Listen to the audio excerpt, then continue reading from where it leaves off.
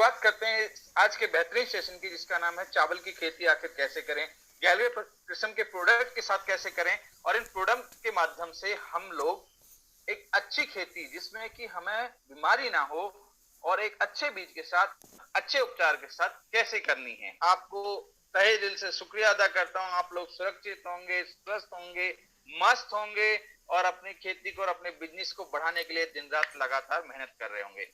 चलिए अब बात करते हैं अपनी आने वाली सबसे अच्छी फसल, जो कि 3 महीने के अंदर कंप्लीट हो जाती है, जो कि अच्छा पैसा देके जाती है। हम लोग अलग अलग राज्यों में अलग अलग लेवल से चावल की खेती करते हैं, तरीके से खेती करते हैं, सबका तरीका अलग अलग है, लेकिन जो जनरल जो अच्छी प्रैक्टिस है आज मैं उसके बारे में बात करूंगा। तो चावल की खेती की अगर हम बात करते हैं दोस्तों, तो चावल जो है वो सबसे ज्यादा उगाए जाने वाला महत्वपूर्ण फसल है। तो चावल और गेहूं दो ऐसी फसल हैं जो सबसे ज्यादा उगाई जाती हैं। अब हम चावल की तैयारी करने वाले हैं। चावल बहुत ज्यादा पसंद किया जाने वाला है। चावल जल्दी पकता है, आसानी से आप उसको डाइजेस्ट कर सकते हैं, उससे कार्बोहाइड्रेट मिलता है, आपको फैट मिलता है, ये सारी चीजें मिलती हैं। और चावल जो है वो बहुत ज्यादा हमारे देश में खाने में, अगर मैं चावल की पैदावार की बात करूं तो भारत के अंदर लगभग 45.5 लाख हेक्टेयर में उगाया जाता है चावल। यानी आपके पास में इतनी बड़ी मार्केट या इतने सारे किसान या इतने सारे कस्टमर हैं, इतना बड़ा एरिया है जहां पर उगाया जाता है चावल, जिसमें लगभग 87.5 मैट्रिक टन का उत्पादन होता है। ये पुराना आंकड़ा है, अभी जब नए आंकड़े आएंगे, अपडेट लास्ट 2 साल से नए आंकड़े नहीं आ पा रहे हैं, जैसे ही नए आंकड़े आएंगे तो 100 के आसपास पहुंच गया होगा। लगातार पैदावार बढ़ती जा रही है, क्योंकि चावल एक ऐसा अनाज है जिसको, अगर मैं गेहूं की बात करूं, गेहूं को आपको साफ करना पड़ेगा, फिर उसका आटा निकालेंगे, आटे को गूंथने के बाद उसकी रोटियां बनाएंगे, फिर आप उसको खाने में इस्तेमाल करेंगे। लेकिन चावल ऐसा है, इंस्टेंटली आपको आपको और कुछ करने की जरूरत नहीं है, सिर्फ 10 मिनट में खाना तैयार हो जाता है। तो चावल सर्वाधिक खाया जाता है। भारत की अगर मैं 1.8% की औसत वार्षिक जनसंख्या वृद्धि की दर से प्रति व्यक्ति, यानी 2% की अगर वृद्धि हमारी जनसंख्या में, 1.8% के हिसाब से हमारी जनसंख्या बढ़ रही है। ऑन एन एवरेज 2% हमारी जनसंख्या हर साल बढ़ जाती है। अगर प्रति व्यक्ति की चावल की अनुमानित, यानी एक आदमी प्रतिदिन में कितना चावल खा लेता है, 400 ग्राम चावल। आज हमारी जनसंख्या 130 करोड़ से ऊपर पहुंच चुकी है। देखिए, 400 ग्राम चावल के हिसाब से 200 ग्राम सुबह, 200 ग्राम शाम को, 400 ग्राम चावल के हिसाब से देखें तो 2025 तक चावल की मांग, अभी हम सिर्फ 87.5 मैट्रिक टन उत्पादन कर रहे हैं और इसकी मांग आगे चल के 140 मैट्रिक टन तक पहुंचने की उम्मीद है। यानी दोस्तों बहुत बड़ी मार्केट है। अच्छे से इस फसल की पैदावार अगर आप बढ़ाते रहेंगे तो इस मार्केट से आपको, इस पैदावार से आपको बहुत अच्छा पैसा, इस फसल से बहुत अच्छी उपज मिलने वाली है। तो उसको अच्छा करने का तरीका क्या है, आज उस तरीके की बात करते हैं। तो जानते हैं चावल की फसल की शुरुआत कैसे की जाती है। चावल की आवश्यक, सबसे पहले बात करेंगे कैसी जलवायु की आवश्यकता है, आवश्यक जलवायु कैसी होती है। तो चावल की जो सबसे अच्छी ग्रोथ जो होती है, जो उसका पौधा होता है, जो उसका गाछ होता है, जो उसकी डार होती है, कहीं पर इसको बिखेर के डाला जाता है पानी के अंदर। चावल जो एक ऐसी फसल है जो कि साल, जब आप इसको लगाएंगे तो इसके सीजन में जो 2 से 3 महीने तक ये ज्यादा से ज्यादा समय पानी के अंदर ही रहता है, फसल पूरी पानी में रहती है। अगर अच्छी ग्रोथ की बात करें तो 20 से लेकर 37.5 डिग्री सेल्सियस का तापमान इसके लिए आवश्यक होता है। यानी ये 20 से कम पे नहीं उगेगी और 37.5 से ऊपर जाकर आराम से अच्छे से ग्रो करेगी। उससे थोड़ा ऊपर जाता है टेम्परेचर, हमारे यहाँ 40 प्लस में भी चला जाता है गर्मियों में टेम्परेचर, तब भी ये फसल एक ऐसी है जो कि पानी होने के बावजूद अच्छे से हरी भरी रहेगी और ग्रो करती रहेगी। लेकिन अगर आइडियल की बात करें कि सर अच्छा टेम्परेचर कितना होना चाहिए, तो 20 से लेकर 37.5 के बीच में टेम्परेचर रहेगा तो आपकी चावल की फसल बहुत अच्छी होगी। शुरुआती ग्रोथ की तुलना में फसल को टिलिंग के दौरान उच्च तापमान की आवश्यकता है।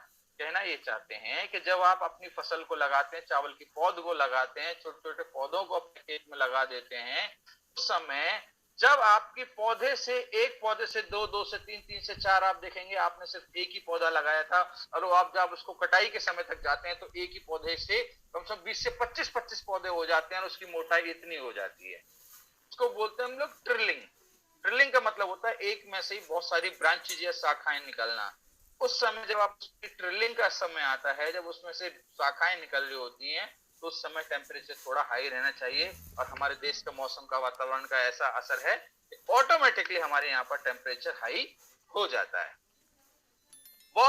बौर आने का मतलब होता है जिस टाइम उस पर फूल हल्का सा चावल बनना शुरू हो जाता है, सफेद कलर का हल्का सा पाउडर जैसा बौर आने के समय 26 से लेकर 30 के बीच में टेम्परेचर रहने से आवश्यकता होती है। यानी जो 26 साढ़े 26 से लेकर 30 के बीच में टेम्परेचर रहेगा तो आपका जो फूल है या बौर है उसके अंदर चावल अच्छा बनेगा। विभिन्न किस्मों के अनुसार इसकी नमी की जरूरत, यानी अलग अलग देश में कहीं 11 से 9 है, कहीं 11-21 है, कहीं 23-0 है, कहीं मोटा चावल बोया जाता है, कहीं बासमती बोया जाता है, कहीं पर सरबती है, अलग अलग रीजन के अंदर कहीं पर लाल चावल बोया जाता है, कहीं पर काले चावल की खेती होती है। तो अलग अलग रीजन के अंदर यानी देश के हर एक भाग के अंदर चावल होता है और हर किस्म के अनुसार उसकी नमी नमी यानी उसको गीलापन, किसी को ज्यादा पानी चाहिए, किसी को कम चाहिए, कोई कम समय में पकती है, कोई ज्यादा समय में पकती है। लेकिन शुरुआती दौर के लिए भारत में अनुकूल जो होगी आर्द्रता, मतलब ह्यूमिडिटी कितनी होनी चाहिए, तो वातावरण के अंदर ह्यूमिडिटी 83 से लेकर 58%। और देर के लिए यानी जो अर्ली, जो समय पर जो बोई जाने वाली जो प्रजातियां हैं यानी जो बीज है उसके अंदर 83 से लेकर 58% की हमारी नमी होनी चाहिए। और जो लेट करते हैं, जो लेट बुआई करते हैं उसके लिए 67 से लेकर 68% होनी चाहिए। यानी जो शुरुआत होगी उसके अंदर नमी ज्यादा होनी चाहिए। और ये नमी कब बनती है आपकी हवा में, जब बरसात आ जाती है, बरसात आने के साथ में जब गर्मी बनती है, और गर्मी जो है, गर्मी के कारण पानी जो है भाप बनकर वो आपकी मौसम के अंदर ह्यूमिडिटी हवा के अंदर पानी की मात्रा को बढ़ा देता है। ये चावल के लिए बहुत अच्छी होती है। तो अलग अलग तरीके से पूरे देश में इसकी खेती की जाती है, लेकिन इसका जो सीजन होता है उसकी शुरुआत मई मंथ से ही स्टार्ट हो जाती है। चावल किस प्रकार की मिट्टी में अच्छा पैदा होता है? चावल कम परंपरागत यानी जो हमारी जो मिट्टी होती है परमेबिलिटी, जिसके अंदर पोर यानी हल्की फुसफुसी मिट्टी ना हो, और हल्की सी हमारी ऐसी मिट्टी होनी चाहिए जो चिकनी मिट्टी हो, चिपकने वाली मिट्टी हो, अच्छी तरह से बढ़ जाता है। विस्तृत श्रृंखला की मिट्टी पर प्रतिक्रिया दें, अर्थात जिसका पीएच, जिस मिट्टी का पीएच 5 से कम ना हो और 8 से ज्यादा ना हो, उस मिट्टी के अंदर का पैदावार है वो बहुत अच्छी होती है। यानी चावल के लिए जो 5 तक भी चावल की फसल को अच्छे से किया जा सकता है, 8 से ऊपर नहीं होनी चाहिए, तो ये चावल की फसल जो है बहुत अच्छी होती है। आमतौर पर चिकनी मिट्टी या बलुई मिट्टी में चावल बैन, जैसे आपको बताया कि ये गाढ़ मिट्टी इसको बोलते हैं, ये मिट्टी थोड़ी चिकनी होती है और इस मिट्टी के अंदर पानी जो है वो ज्यादा समय तक ठहरता है, ये पोरस नहीं होती है, जिससे कि इसके अंदर चावल की फसल बहुत अच्छे से होती है, क्योंकि चावल को चाहिए सबसे ज्यादा पानी। चावल के लिए अगर आप किसी खेत में सिलेक्शन कर रहे हैं, अगर आप चाहते हैं आपकी पैदावार हो, तो वहां पर देखें कि वहां की मिट्टी किस तरह की है। चिकनी है, बलुई मिट्टी है, तो वहां पर चावल की पैदावार अवश्य अच्छी होगी। अब बात करेंगे हम लोग वैरायटी की। कुछ किस्में हैं, कुछ वैरायटी हैं, जैसे कि PR 126 है, PR 124 है, 123-22, 121 है, 118 है, इस तरह की 1121 है, 2309 है, 1105 है, बासमती है, पूसा वनस्पति है, अलग अलग तरह की वैरायटीज हैं जो मार्केट के अंदर आज आपको मिलेंगी। बस मेरा यही है कि अगर आप अपना बीज इस्तेमाल करें, ज्यादातर किसान अपना बीज इस्तेमाल करते हैं, मार्केट से खरीद के लाते हैं, तो बीज का शोधन जरूर करें। बीज का शोधन करने से मतलब है कि बीज को उपचारित करें। बीज उपचार करना बहुत ही आवश्यक है। अगर बीज का उपचार आप शुरुआत में करके चलते हैं तो आपको आगे चल के चावल के अंदर आने वाली बीमारियों से निजात मिल सकता है, आप उन बीमारियों को दूर कर सकते हैं, क्योंकि चावल के अंदर बहुत ज्यादा फंगस, फफूंदी की बीमारियां आती हैं। उसके बारे में मैं आगे आपको बताऊंगा। आप बात करते हैं इसकी रोपाई कैसे होती है। देखिए यहाँ पे एक सुंदर सा चित्र है, यहाँ पर कुछ मेरी माता जो बहनें हैं जो वो चावल की रोपाई कर रहे हैं।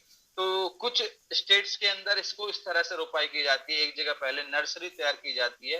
नर्सरी जब तैयार की जाती है तो नर्सरी बड़ी होने के बाद, जैसे नर्सरी की जो हाइट है, नर्सरी का मतलब है बेड के अंदर जो एक साथ चावल इकट्ठा डाल देते हैं, और जब उसकी हाइट यानी ऊंचाई जो होती है 1 से 1.5 फीट की जब वो हो जाती है, 1 से 1.5 फीट के बाद में हम उसको वहां से निकालते हैं, उसकी जड़ों को मिट्टी में अच्छे साफ करके फिर उसको छोटे छोटे बंडलों में बांध के दूसरे अपने खेत में लेके जाते हैं। मिट्टी के अंदर कम से कम 1 फीट की दूरी पर चावल का सही तरीका जो है, कम से कम इतनी दूरी तो होनी चाहिए। इसका कारण क्या है? इसका कारण है कि जब आपने एक चावल अभी लगाया है, एक चावल की जो अभी पौध लगाई है, जब वो फैलेगी, एक में से जब उसमें 10 होंगे तो उसका आकार बढ़ेगा।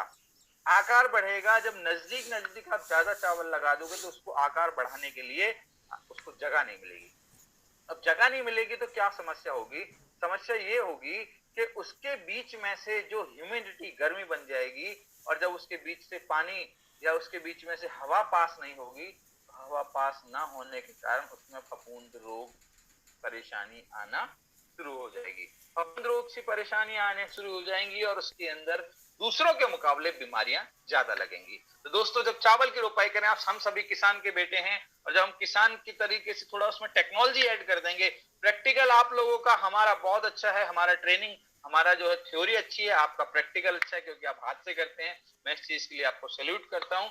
और उसके अंदर बस अब थोड़ा सा टेक्नोलॉजी मिलानी है, थोड़ा नया तरीके में अपना सुधार करना है। जहां आप 4 इंच पे लगा रहे हैं, उनको बोलिए कि पिताजी इसको थोड़ा दूर दूरी से लगाइए। पिताजी पूछेंगे ऐसा क्यों करना है, तो उनको बताइए पिताजी जब ये बड़ा होगा तो इसको जगह मिलेगी फैलने के लिए, और जितना ज्यादा ये फैलेगा उतना ज्यादा इसके ऊपर पौधे के अंदर ब्रांचेज आएंगी, शाखाएं आएंगी, और आगे चलकर उस पर चावल ज्यादा लगेगा। दूसरा, इसके बीच में से हवा पास होगी। जब ये बड़ा हो जाएगा तो हवा पास होने से इसके अंदर गर्मी नहीं बनेगी, और गर्मी नहीं बनेगी उसके अंदर मच्छर पैदा नहीं होगा, और दूसरा फफूंदी की या फंगस की बीमारी या भैंकुर की, नोना की, भुआ की बीमारी नहीं लगेगी। ठीक है दोस्तों, तो एक छोटी सी जानकारी जो मैंने आपको शेयर की। अब चलते हैं आगे। तो उस समय पे जब आप अपनी नर्सरी की तैयारी करें, आपने देखेंगे छोटे छोटे प्लॉट, एक चारपाई के साइज के बराबर का एक छोटा सा टुकड़ा किसान ने लिया हुआ है, और उसके अंदर एक छोटी सी आप देखेंगे एक हरी सी चादर जैसा बिछा हुआ है, और उसके अंदर चावल की बहुत सारे चावल के छोटे छोटे पौधे उग रहे हैं। वो देखने में बड़ा सुंदर लगता है, लेकिन उसको लगाने से पहले किसान को क्या करना जरूरी है, मैं उसके बारे में बता रहा हूँ। वहां पर बीज दर या बीज उपचार करना बहुत जरूरी है। 1 एकड़ के लिए आपको तैयारी करनी है तो 6 किलो चावल लें, 6 किलो चावल का बीज लें। अब बीज उपचार कैसे करना है उसका, 5 से 6 लीटर पानी लें, और उस 5 से 6 लीटर पानी के अंदर 60 ml से लेकर 100 ml तक आप ले सकते हैं अपना जी बायोफॉस्फेट। ये बीज उपचार का तरीका मैं आपको बता रहा हूँ कि 1 एकड़ में 6 किलो बीज का आपका नर्सरी या पौधा जरूर लगेगा।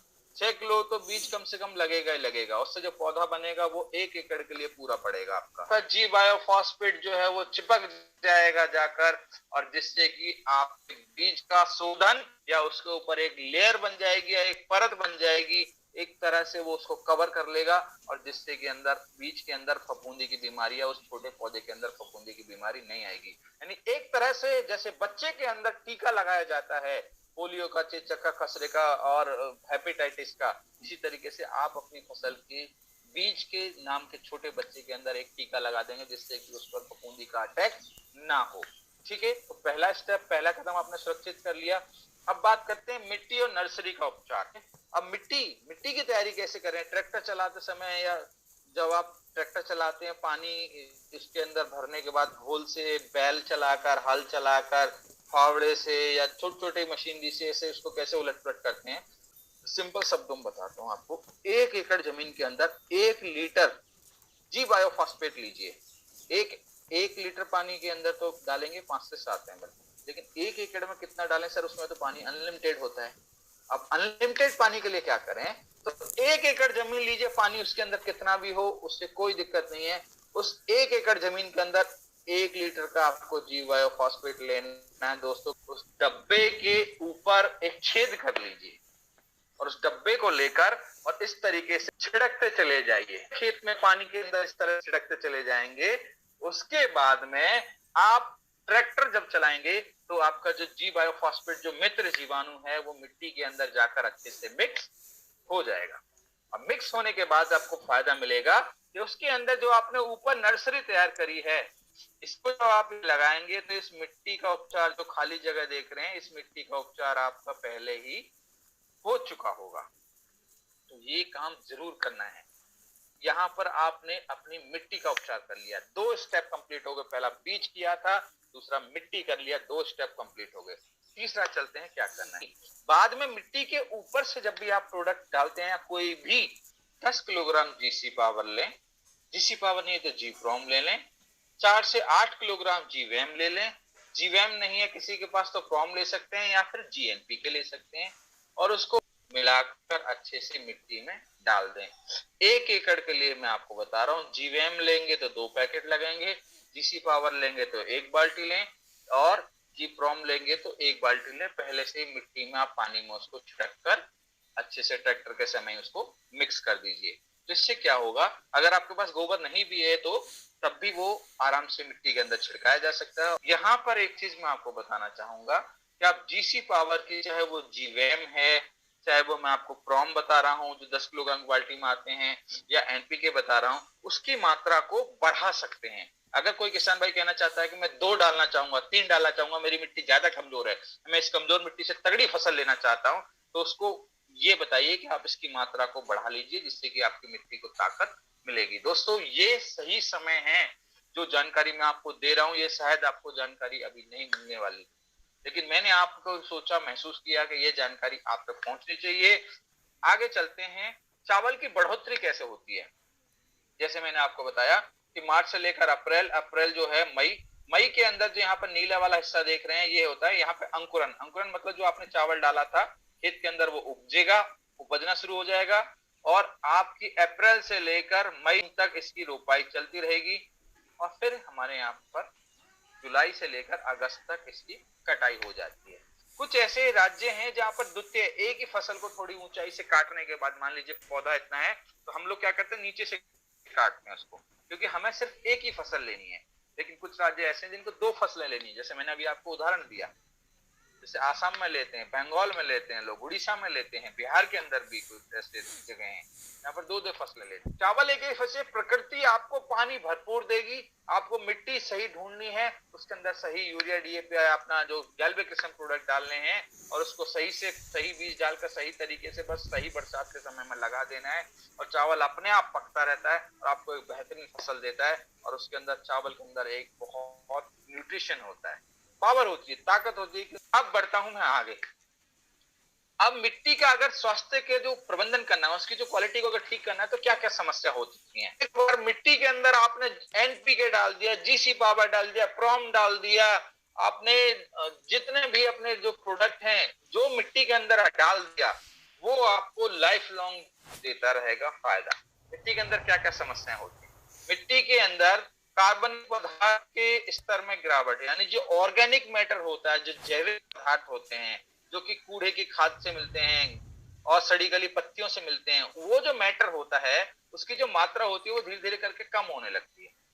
वाइंडिंग, एनपीके का जो अनुपात है वो धीरे धीरे करके गिरने लगता है। क्या होता है, एनपीके का जो सही अनुपात होना चाहिए, जैसे कि आप लोगों को हम बताते रहे हैं 4:2:1 वाला, वो गड़बड़ा जाता है। सूक्ष्म पोषक तत्वों की कमी हो जाती है। छोटे छोटे जो पोषक तत्व जो हमारे प्रोडक्टों में आप देखते होंगे भर भर के नेचुरल तरीके से डाले गए हैं, वो उसकी कमी हो जाती है। हैवी मेटल्स जैसे कि सीसा है, लेड है, कॉपर है, क्रोमियम है, आयरन है, इस तरह के जो हैवी मेटल्स होते हैं उनकी मात्रा बढ़ जाती है, मिट्टी खराब होने लगती है इन सब चीजों से।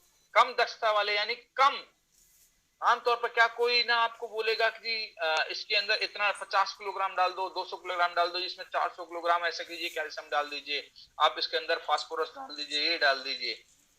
इतनी मात्रा में, ये कम दक्षता का मतलब होता है कम क्वालिटी वाले, कम प्रभावी पोषक तत्वों को आपकी मिट्टी में डालने से क्या होता है, मिट्टी की क्वालिटी खराब होती है। मिट्टी के अंदर जो बाकी की चीजें मिल जाती हैं, लेकिन उसके अंदर ताकत नहीं रहती। ताकत को बनाए रखने के लिए आपको उसको जैविक, यानी मिट्टी को जिंदा रखना होता है। मिट्टी को जिंदा रखने से मतलब होता है जिस मिट्टी के अंदर केचुआ और जिस मिट्टी के अंदर जीवाणु मौजूद है, वो मिट्टी आपकी जिंदा रहेगी, तो जीवित मिट्टी रहेगी। अब रणनीति से मतलब है कि इनको कैसे करें, इसकी तैयारी कैसे करें। रणनीति, यहाँ तो समस्या है, और समस्या के लिए रणनीति क्या बनाई आपने, उसका सॉल्यूशन क्या बताया। सॉल्यूशन के तौर पे क्या होना चाहिए, संपूर्ण पोषक तत्व, यानी मिट्टी के अंदर जितना हो सके उतने पोषक तत्व आप उसमें डाल दीजिए। संरक्षित एग्रीकल्चर प्रैक्टिस से, संरक्षित एग्रीकल्चर प्रैक्टिस से मतलब है कि आप एक कंप्लीट पैकेज की तरफ से ऑर्गेनिक कीजिए, इसको जैविक तरीके से संरक्षित कीजिए। एनबीएस संतुलित, एनबीएस का मतलब होता है न्यूट्रिएंट का जो बेसिक रिक्वायरमेंट है वो पूरा होना चाहिए, उसका पीएच मान सही होना चाहिए, उसका बेसिक रिक्वायरमेंट आपको पूरा करके देना होगा मिट्टी का। मैं कह रहा हूँ, एक बार आपने मिट्टी पर खर्चा कर लिया, आपने बीज पे खर्चा कर लिया, आपको भविष्य में आगे पैसे पे इन्वेस्टमेंट करने की जरूरत नहीं होगी, क्योंकि जिस बच्चे को 3 साल तक पूरे टीके एक बार लग गए, उसको भविष्य में कभी वो टीके लगने के बाद बीमारी नहीं आएगी। ठीक है दोस्तों, तो प्रिकॉशन जो है वो बेटर है देन क्योर है। आप पहले से करके चलिए। हम हमेशा कहते हैं कि जब भी कोई बीमारी आती है तो हमें उसका तब पता चलता है जब तक वो हमारी फसल को या हमको कोई नुकसान ना पहुंचा दे। और नुकसान का मतलब है समय का नुकसान, आपके पैसे का नुकसान, आपके शरीर का नुकसान, आपकी पैदावार का नुकसान, आपकी मेहनत का नुकसान। यानी नुकसान जब तक नहीं होगा तब तक आपको बीमारी समझ में नहीं आएगी, तो उस बीमारी से बचा जा सकता है। बहुत सारी ऐसी परेशानियां होंगी कि जिनको आप अपनी फसल में, जो लोग हमारे प्रोडक्टों को इस्तेमाल करते आ रहे हैं, गैल्वेकेशन के प्रोडक्ट इस्तेमाल करते हैं, उनको पता ही नहीं चला होगा और वो फसल में बीमारी आई होगी और उसने उस चीज को कंट्रोल करके वहीं पर दवा दिया होगा। तो इस चीज को आप पहले से करके चलिए, इसीलिए हम बार बार कहते हैं कि आप पहले से ही मिट्टी के अंदर, बीज के अंदर अपने प्रोडक्टों का इस्तेमाल करके चलते रहिए। चलिए दोस्तों, अब मैं आपको बताता हूं कि चावल की फसल के अंदर कौन कौन सी बीमारी आपको मिलेंगी। चित्र के साथ मैं दिखाऊंगा आपको। सबसे पहले फफूंदी। फफूंद यानी नौना, भुआ, भैकुर, फंगस। फंगस से होने वाला रोग कौन सा जो चावल की फसल में सबसे ज्यादा होता है, वो होता है blast, false smut, sheath blight. थोड़े वैज्ञानिक नाम है, मैंने हिंदी में ट्रांसलेट करने की कोशिश की है। Seed blight, foot rot, kernel bunt, brown leaf spot. यहाँ पर 5 से 6 नाम यहाँ पर दिए हुए हैं, ये तो मैंने सिर्फ मेन आपको दिए हैं। और भी ऐसे बहुत सारी फफूंदी हैं जो हमारी फसल के अंदर, सीट ब्लाइट हो जाता है, नेक ब्लास्ट हो जाता है, रूट ब्लास्ट हो जाता है, और हमारे अंदर जो है येलो ब्लास्ट आ जाता है, हमारा फ्रूट फटने लगता है। बहुत सारे हैं। बैक्टीरिया से आने वाली, ये थी मेरी फंगस की बीमारी जो यहाँ पर मैंने मेंशन की हुई है, इनके बारे में और आगे जानकारी दूंगा। फफूंद की बीमारी के साथ में अब मैं बात कर रहा हूँ हमारी बैक्टीरिया, क्योंकि फफूंद के साथ साथ बैक्टीरिया भी हमको परेशान करता है। मैंने आपको बताया, जैसे जो मेरे कुछ पुराने साथी होंगे उनको याद होगा कि हम जब पुरानी बड़ी ट्रेनिंग करते हैं उसके अंदर रोग कैसे आता है, कौन पैदा करता है, कहाँ आएगा, कौन उसको कंट्रोल करेगा, कंट्रोल करने के लिए कौन से उसके ट्राइंगल को, उस त्रिभुज को तोड़ा जा सके, उसको कैसे हम कंट्रोल कर सकते हैं, उसके बारे में हम लोगों को समझाते थे। और बैक्टीरिया जो है वो दूसरा रोग कारक है जो आपकी फसल में बीमारी पैदा करता है, और उसको नाम दिया गया है बीमारी का bacterial blight, bacterial leaf streak. ठीक है दोस्तों, ये 2 बीमारियों पे यहाँ पर मैं आपको नाम ले रहा हूँ। तो बात करते हैं, देखो फसल के अंदर आने वाली फफूंद से बीमारी जो है उसको आप लोग कैसे पहचानेंगे, उसका थोड़ा थोड़ा मैं आपको यहाँ पर आइडिया देता रहूंगा। देखिए, चावल की फसल में इस तरह से आपको फफूंद के धब्बे वाली जो है निशानी दिखाई देगी। ये जो है ये बेसिकली फंगस है। मैं आपको यहाँ पर दिखाना चाहता हूँ चावल में फफूंद रोग कैसे लगता है। यहाँ पर बड़ी अच्छे से आपको ये कॉटन रुई के जैसे फैली हुई दिखाई दे रही है। सबसे पहला रोग जो है फफूंद रोग, वो है ब्लास्ट। फफूंद जो है बेसिकली पहचान मैंने यहाँ पे बताई, फफूंद ये होती है। लेकिन फफूंद को चावल के अंदर जो बीमारी लेकर आती है तो कैसी दिखेगी आपको, यह ब्लास्ट। फफूंद के मुख्य कारण अधिकतम ट्रिलिंग से कोई किसान क्या करता है कि जब पौधे के अंदर स्पेस, मैंने कहा ना कि उसके अंदर वो जगह तो इतनी रखता नहीं है, लेकिन ज्यादा यूरिया और बाकी चीजें डालकर उसके अंदर पौधे के अंदर फुटाव बहुत ज्यादा बढ़ा देता है और वो बहुत ज्यादा फैल जाता है, और जिसके कारण पत्तों पर धुरी के आकार के, ये देख रहे हैं यहाँ पर, ये दाग धब्बे आकार के स्पॉट पड़ जाते हैं जो कि भूरे रंग के होते हैं। ये एक ब्लास्ट, इसको हम बीमारी कहते हैं, और ये बीमारी होती है आपकी फफूंद की वजह से, फफूंदी फंगस की वजह से बीमारी होती है। एक बीमारी के बारे में बताया। दूसरा है फॉल्स स्मट। आपका दाना आएगा, दाने के समय में उसके अंदर दूध बनने लगेगा, मिल्किंग हो जाएगा। मिल्किंग के समय आप देखेंगे तो कोई किसान क्या करते हैं, उसको ज्यादा से ज्यादा उसको यूरिया दे देते हैं, जिसकी वो उसके अंदर इतना मिल्किंग हो जाता है, इतना दूध बन जाता है कि वो उस दाने को फाड़ करके बाहर निकल जाता है। उच्च उपज वाली चावल की किस्मों में बढ़ रहा है फॉल्स स्मट। फफूंद अनाज के अलग अलग कण को बड़े हरे मखमली स्पोर बॉल्स में बदल देता है। ये क्या करता है, हरे हरे, यहाँ पर ये पीला जो है, हरे और पीले, उसके अंदर इसको छुएंगे ना तो आपको ये मखमल जैसा प्लेन कर देगा, इसमें बदल देता है, ये इसको फाड़ देता है। और इसके अंदर एक बार ये बीमारी लग गई तो पूरी बाली को खराब करता है, जिससे कि आपकी पैदावार कम हो जाती है। आगे बढ़ते हैं दोस्तों। आगे हमारा सीट ब्लाइट, ये आता है जड़, तो जड़ है पानी से निकला हुआ उभरा हुआ भाग है, ये नीचे की तरफ होगा, बिल्कुल नीचे जड़े के तनाव पे मिलेगा। तना जो होता है, टहनी जो होती है गाछ की, उस पे मिलेगा प्लांट की। और ग्रेइस हरे रंग का, ग्रे ग्रे तरह की जो ये धब्बे देख रहे हैं ना, ये गोल गोल गोल गोल आपको चितकबरे धब्बे दिखाई दे रहे हैं। ग्रेइस हरे रंग की चोट और वाटर लेवल से ऊपर विकसित होता है, यानी पानी, ये रहा पानी का लेवल यहाँ तक है और पानी से ऊपर विकसित होगा। ये ना तो पूरी तरह ऊपर होगा, ना ही पूरी तरह पानी के नीचे होगा, थोड़ा सा, यानी जैसे यहाँ से पौधा निकला हुआ है तो इतने भाग में होगा। ठीक है, ये भी एक फफूंदी की वजह से होने वाला बीमारी है जिसको हम कहते हैं सीड फ्लाइट। ये मैं आपको जानकारी के लिए। एक रूट रॉट, जो फुट रॉट है, ये परेशानी आपको बहुत दिखाई देगी कि आपने चावल की फसल लगाई और पता ना अचानक से क्या हुआ कि आपकी चावल की फसल में कुछ ऐसे पौधे हैं जिनकी लंबाई चावल की फसल से भी ज्यादा हो गई। उसको बोलते हैं फ्लोरोसिस मैनिफोर्मे के कारण ये बीमारी होती है। दोनों बीज और मिट्टी, ये बीज से भी उत्पन्न होती है और मिट्टी से भी उत्पन्न होती है। इसके संक्रमित नोकदार अंकुर पीला तथा लंबा हो जाता है। इस पे फल नहीं लगता, ये पीला हो जाएगा और ये इसकी पत्तियां बहुत लंबी हो जाती हैं। और ये बीज से भी आती है बीमारी और मिट्टी से भी आती है। अगर आप बीज और इसकी बीमारी, बीज को भी आप संशोधित कर लोगे, बीज को भी आप डर्मा या सूडो से अपने जी बायोफॉस्फेट से उपचार करके बैठे हुए हैं या जी पोटास से करके बैठे हुए हैं, तो आपको इस बीमारी से निजात मिल सकता है। आपकी फसल के अंदर ऐसे पौधे आपको दिखाई नहीं देंगे। ठीक है दोस्तों, किसान भाइयों के लिए और हमारे जो आज के ये नए युवा हैं उनके लिए टेक्निकल सेशन चल रहा है। जब फील्ड में जाएंगे तो ऐसी चीजें आपको जरूर मिलेंगी देखने के लिए। पहले लोगों को एक्सपेरिमेंट करके अपने द्वारा बताया जाए कि हाँ, हमने इस परेशानी को कंट्रोल किया है।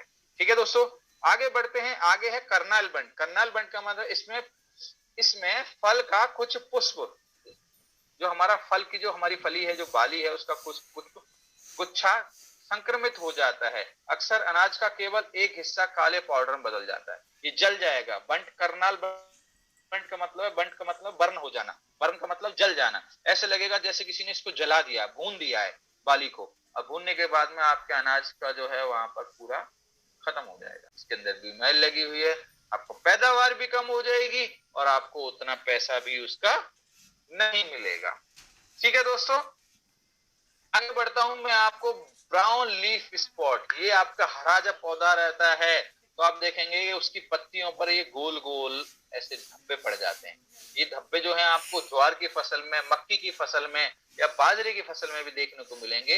यह अंडाकार आंख के आकार का स्पॉट पैदा करता है। या तो ये गोल रहेगा, अंडा जैसा होता है उसके आकार का, या फिर आंख से लंबी रहती है नींबू की तरह, नींबू का जो होता है उस तरह के सेम में आकार में। स्पॉट, स्पॉट का मतलब होता है धब्बा पैदा करता है, जिसमें बीच में एक विशिष्ट गहरे भूरे रंग का स्पॉट होगा। देख रहे हैं, इस धब्बे के अंदर एक और गोल धब्बा दिखाई दे रहा है। यहाँ पर मेरा कर्सर है जहाँ पे मैं उंगली चला रहा हूँ, इस तरह का भूरे मार्जिन होते हैं। इसको बोलते हैं ब्राउन लीफ स्पॉट डिजीज। ये भी हमारी फफूंदी की वजह से होती है। अब बात करते हैं चावल के अंदर बैक्टीरिया। बैक्टीरिया जो है ये माइक्रोस्कोप से लिया हुआ चित्र है। बैक्टीरिया कैसा दिखाई देगा, वो ऐसा दिखाई देता है दोस्तों। दिख रहे हैं आपको, ऐसा लग रहा है जैसे सहतूत पड़े हुए हैं, सहतूत के फल जैसा। ये माइक्रोस्कोप से बहुत बड़ा करके लिया गया है, लेकिन बैक्टीरिया इतना छोटा होता है कि हम उसको अपनी आंखों से देख नहीं सकते हैं। मैंने आप लोगों के लिए इसको एक बार फोटो लेकर इसको आप रखा है ताकि आपको, अब इसमें कैसी बीमारी आती है। बैक्टीरियल ब्लाइट जो होती है, कुछ कुछ हरी और पीली पट्टियां मार्जिन के साथ पत्तियों पर दिखाई देती हैं और लंबाई चौड़ाई दोनों का विस्तार करती हैं। देखिए ये क्या होगा, ये किनारे से आएगा, पत्ती के ऊपर वाली जो नोक होगी उसके किनारे से आएगा और पत्ती को साइडों से पीला करना शुरू कर देगा। लोग कहते हैं हमारी पत्ती मुड़ने लगी, ऊपर से जल रहा है सर, ऊपर से फूकने लगा है। देख रहे ना, ये जो है ये बैक्टीरिया की वजह से आती है। ये बीमारी को कंट्रोल करने के लिए आपके पास में एक बेहतरीन प्रोडक्ट है जिसको कहते हैं जी पोटाश या फिर जी स्यूडो नाम है उसका। अभी जो नया नाम हो गया उसका वो होता है जी पोटाश। आगे बढ़ता हूं। बैक्टीरिया की दूसरी बीमारी जो होती है वो होती है बैक्टीरियल लीफ ब्लाइट। ये धीरे धीरे बढ़ती है और लाल रंग की होती जाती है। जब पौधा पूर्ण रूप से परिपक्व होने के करीब होता है, इसे नियंत्रित उपचार के लिए एनियोग्रामिक तथा अनेक बीज उपचार देखे हैं। इसको धीरे धीरे करके बढ़ती है और ये ना एक पैटर्न सा बना, जैसे आपके मोर पंख के ऊपर पैटर्न होते हैं ना, लाइन लाइन खिंची रहती हैं धारियां, इसी तरह से आपके पत्ते पर भी इस तरह की लाइनें बना लेगी। आपको लगेगा ये कोई डिजाइन बन गया है इसके अंदर, ये पौधे की डिजाइन है, नहीं वो बीमारी है। एनोग्रामिक प्रथाओं के तहत बीज में उपचार। अब इसको कंट्रोल कैसे कर सकते हैं, इसको कंट्रोल करने का तरीका है कि आप बीज का उपचार करके चलिए। एक बार ये बीमारी आ गई, जिस पत्ते के अंदर ये जो मैंने अभी बीमारियां बताई हैं, एक बार वो आ गई तो उनको रोका नहीं जा सकता। रोकने का मतलब है कि जिस पत्ते में वो लग गई उसको तो आप बचा नहीं सकते, जिस पत्ते में नहीं लगी है उसको आप बचा सकते हैं। उसको कंट्रोल करने के लिए आप पहले से ही बीज उपचार करके चलिए। तो मैं आपको कहना चाहूंगा, आप चावल की फसल की तैयारी कर रहे हैं, मिट्टी की तैयारी कर रहे हैं, आप नर्सरी की तैयारी कर रहे हैं, आप अपनी जो पौध है उसकी तैयारी कर रहे हैं, पौधे की तैयारी करते समय आप बीज उपचार, मिट्टी उपचार जरूर करके चलें, क्योंकि ये आप एक दिन का 2 घंटे की जो एक्स्ट्रा एक्सरसाइज है, एक्स्ट्रा मेहनत है, वो आपको आगे चल के बहुत सारी बीमारियों से बचाएगी। और आपके जो किसान हैं, जो आपके कस्टमर हैं, जो आपसे प्रोडक्ट लगातार खरीदते हैं, मैं आपको बताना चाहूंगा उनको आप इसको जरूर तरीके को करवाएं, जिससे उनको बहुत लाभ होगा। ठीक है दोस्तों।